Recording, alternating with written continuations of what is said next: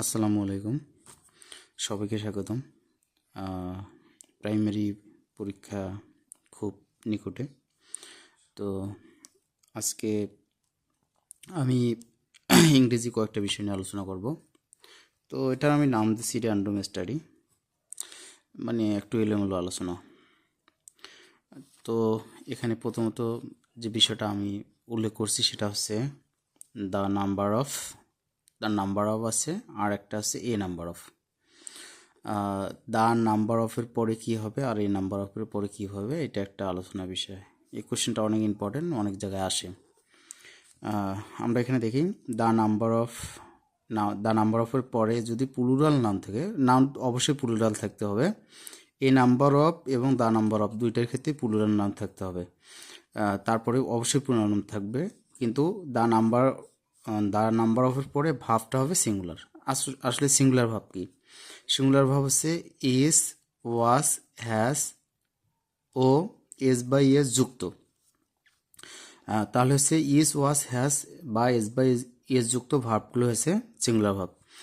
তারপরে আমরা এখানে একটু দেখি যে এ নাম্বার অফের পরেও অবশ্যই প্লুরাল নাউন থাকবে। এইখানে যেমন দ্য নাম্বার অফের পরে প্লুরাল নাউন, এ নাম্বার অফের পরেও প্লুরাল নাউন থাকবে এবং ভাব হবে প্লুরাল। তাহলে এখানে একটু দেখি আমরা প্লুরাল ভাবগুলো কি। আর, ওয়ার, হ্যাভ ও এস বাই এস সারা যে ভাবগুলো সেগুলো হচ্ছে প্লুরাল ভাব। তাহলে এখানে আমরা একটু দেখি।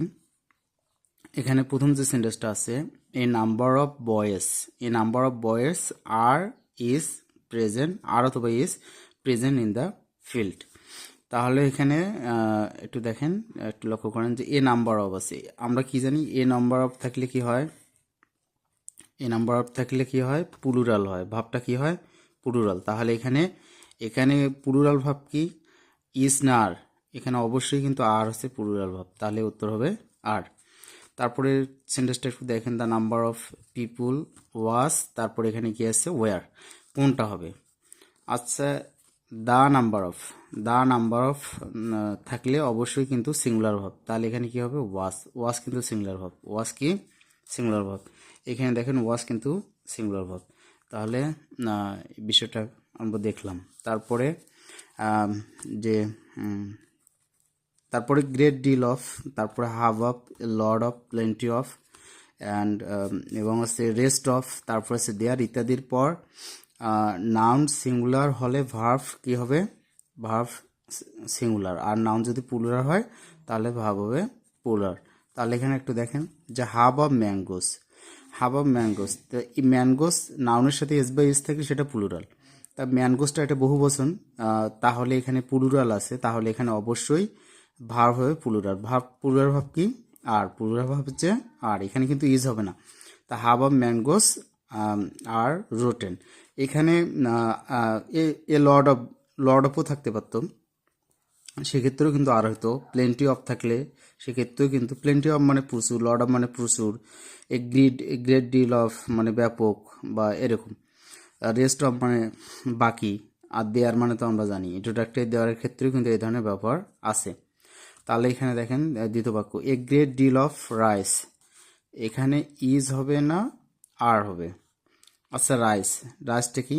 এটার কিন্তু একটা ম্যাটারিয়াল নাউন, এটা আনকাউন্টেবল নাউন সবসময় কিন্তু সিঙ্গুলার হয়। একটা জিনিস মাথায় রাখবেন, আনকাউন্টেবল নাউন সবসময় সিঙ্গুলার হয়। তাহলে এখানে যেহেতু সিঙ্গুলার, তাহলে ভার্ব হবে এস। ভার্ব কি হবে?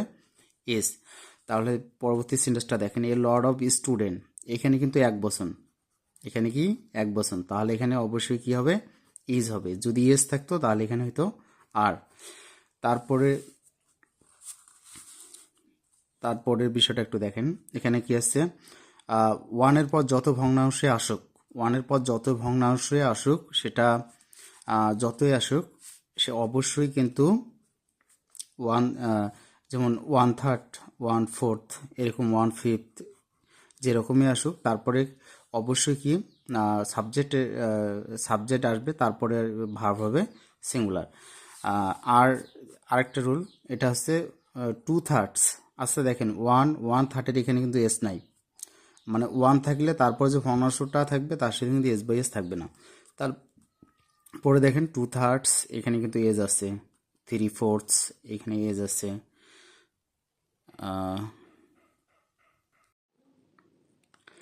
তারপরে এখানে কিন্তু এজ আছে। তারপরে এখানে দেখেন তারপর যে প্লুরাল ভাব আসবে তারপর অবশ্যই ভাবটা হবে প্লুরাল, কিন্তু আনকাউন্টেবল না থাকলে অলওয়েজ ভাব হবে সিঙ্গুলার। আচ্ছা এখানে দেখেন 1/3 অফ ম্যানগোস, এখানে 1/3 অফ ম্যানগো একটা আমের কথা বলা হয়েছে, তারপরে এখানে হ্যাজ হবে না হ্যাভ হবে, বিন ইটেন, তাহলে হচ্ছে 1/3 এর পরে আমরা জানি সবসময় সিঙ্গুলার ভাব, তাহলে এখানে কি হবে হ্যাজ হবে। তারপরে এখানে দেখেন 2/3 টু টু 2/3 এর পরে যদি অবশ্যই নাউনটা থাকবে বহুবচন প্লুরাল ভাব, এবং ভাব নাউনটা থাকবে বহুবচন এবং ভাবটাও হবে কি বহুবচন। তারপরে 3/4 এখানে এজ হবে। তারপরে কিন্তু এখানে কিন্তু দ্য ওয়ার্ক, এটা কিন্তু কাউন্ট, এটা কিন্তু আনকাউন্টেবল। আনকাউন্টেবল মানে কি, যেটা গণনা করা যায় না কাজ, এটা আর কি আমরা গণনা করতে পারি না।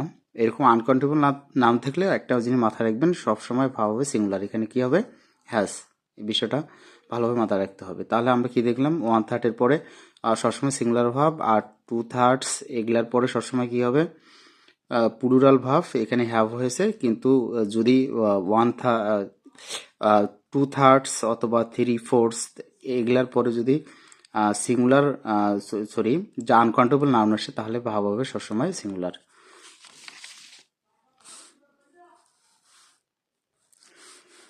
আচ্ছা আমরা আরেকটা বিষয় নিয়ে কথা বলবো, সাবজাংটিভ। সাবজাংটিভটা কি, কিছু কিছু ভাব আছে সেগুলো হচ্ছে সাবজাংটিভ ওয়ার্ডস, সাবজাংটিভ ওয়ার্ড নিয়ে কথা বলবো।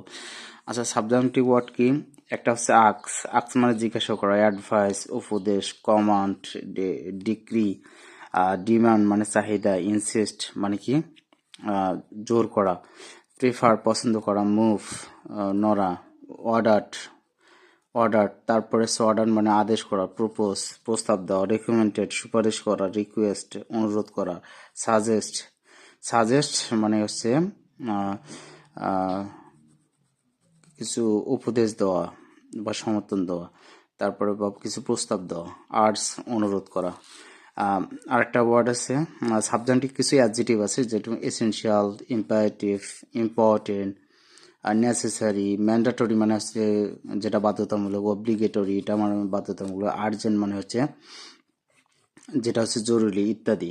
ইত্যাদির পরে এই যে subject plus subjunctive words plus that plus subject, তার মানে কিছু সাবজেক্ট থাকবে, তারপরে সাবজাংটিভ ওয়ার্ডটা থাকবে, তারপরে তারপরে কিন্তু কি থাকবে আবার দ্যাটের পরে এই যে দ্যাট থাকবে, দ্যাটের পরে কি থাকবে সাবজেক্ট থাকবে, তারপরে কিন্তু ভার্ব থাকবে, তারপরে ভার্ব থাকবে, এবং ভার্বের ভার্বে তারপরে ভার্বের বেস ফর্ম হবে। বেস ফর্ম মানে কি, যার যেটা একদম প্রেজেন্ট ফর্ম হবে এবং যার সাথে এস বাই এস যুক্ত হবে না, সেটা হচ্ছে বেস ফর্ম, যেটাকে আমি একটু মজা করে বলি যে নারিয়া ফর্ম, যেটার কোনো মানে যেটার সাথে এস বাই এস হয় না, সেটাই কিন্তু হচ্ছে আমাদের বেস ফর্ম প্লাস বাকি অংশ। তাহলে এখানে দেখেন প্রথম যে সেন্টেন্সটা আছে, it should be suggest for, it should be suggestion for you, এটা তোমার জন্য এটা এটা তোমার জন্য একটা সাজেশন, দ্যাট তারপরে হচ্ছে ড্যাশ গুড প্রিপারেশন, তাহলে কি হবে উইল টেক হবে, উইল টেক হবে না, কারণ সাবজাংটিভের পরে সবসময় মূল ভার্বের প্রেজেন্ট ফর্ম অথবা বেস ফর্ম হয়, তাহলে এখানে উইল আছে এটা হবে না। তারপরে এইটা দেখি টুক আছে, টুক টুক তো টেকের পাস্ট ফর্ম, তাহলে এটাও হবে না। শুড আছে, মডাল হবে না, তাহলে মডাল হবে না, তাহলে এখানে হবে টেক, এখানে কি হবে টেক। আচ্ছা এখানে দেখেন it is imperative that you, তাহলে আমরা কি জানি সাবজেক্ট প্লাস তারপরে সাবজাংটিভ ওয়ার্ড প্লাস তারপরে দ্যাট থাকলে তারপরে কি, তারপরে সাবজেক্টের পরে যে ভাবটা আসবে সবসময় প্রেজেন্ট ফর্ম হবে। এখানে আর এটা হচ্ছে একটা বি ভাব, এটা হবে না। তারপর হচ্ছে উইল, এটা হচ্ছে মডাল ভাব, এটাও হবে না। শুড মডাল ভাব, এটাও হবে না, কিন্তু এখানে এসটে ভার্বের প্রেজেন্ট ফর্ম এটা হবে। আচ্ছা এখানে একটা দেখি আমরা যে আরেকটা সেন্টেন্স দেখি, she advised me that I I take না টুক হবে, এখানে অবশ্যই টেক হবে, এখানে অবশ্যই কি হবে টেক হবে, এখানে অবশ্যই কিন্তু টেক হবে।